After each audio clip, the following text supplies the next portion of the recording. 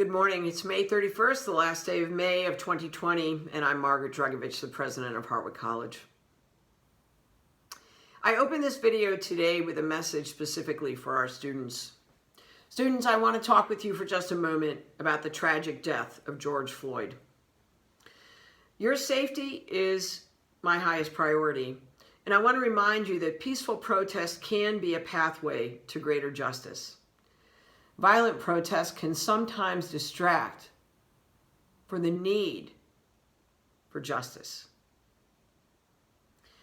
This tragedy is also a reminder of why you are pursuing your own education.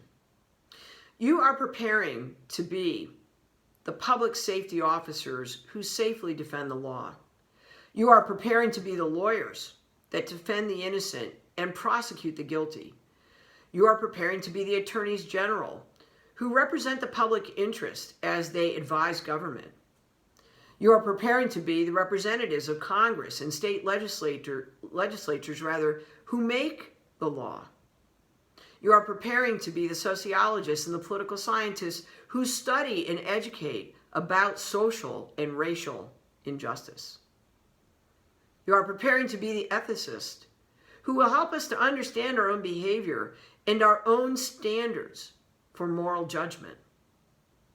And of course, you are preparing to be the writers and the photojournalists and the artists that communicate and document our own behaviors and help us to understand what we cannot sometimes see, which is the truth.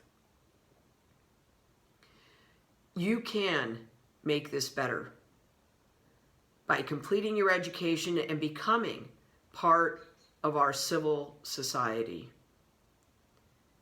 I am confident that you will. I'd like to say a word about our update on reopening plans for the fall. I'm very pleased to tell you all that late this last week, Otsego County, as part of the Mohawk Valley, was given permission to move to Phase 2 reopening. This means that we will soon be able to invite some of our employees to return safely to our campus to pick up the work on campus that they've been doing so well from their homes. And I want to thank them again for continuing to support the college's work, even as we did so remotely. We're not sure when we'll be able to move to Phase 3 reopening. The governor has now told us that that will happen by executive order only, but of course we look forward to that progress. I want to assure you that we have our plans now almost fully shaped. We do think that we're going to be getting more guidance from the state in early June, and as soon as we are able, we will communicate with you our final plans for reopening in the fall. There is no educational institution in the state of New York that has received permission to reopen. The government is taking they're being very thoughtful about how they move forward. We have not received permission to reopen, but I want to assure you that we're working very hard with our state government representatives to make sure that they understand how important it is to all of us that higher education is able to reopen in the fall. So we look forward to that, and when we are given permission to do so, we will be ready. I don't know whether you were able to join us for our honors convocation this past Thursday. If you were not, you can easily access the convocation itself. All you need to do is Google Hartwick College Honors Convocation. You'll be taken to a page on our website that will not only give you the link to a recording of what ended up being a beautiful celebration of our student scholarly work, but you'll also see there a keepsake document that lists the names of all of our scholars, all of the students who received awards.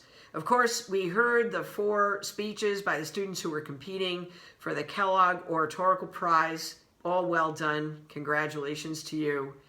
And you'll see the listings of the names of those 6 students who won the coveted John Christopher Hartwick Scholar designation.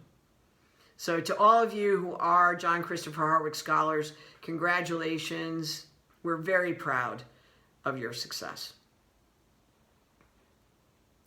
I want to thank once again this week all of those members of Congress and our state legislature who are working toward making sure that our entire country can recover as well as is possible from this COVID crisis. I want to also thank all of our essential workers who have been laboring over these months to make sure that we can navigate our spaces safely. We appreciate all that you're doing to keep us safe and healthy. So this week, as always, thank you again. I'd like to close by offering a musical selection that is close to my heart. It's one of my favorites. For some of those who know me, you might know that I have been a trumpeter. You don't remain a trumpeter unless you practice. I don't practice as much as I'd obviously love to, but I love the music of the trumpet. And so today I thought that I would link to this message one of my favorites. It's Haydn's Trumpet Concerto in E flat. It's the Allegro.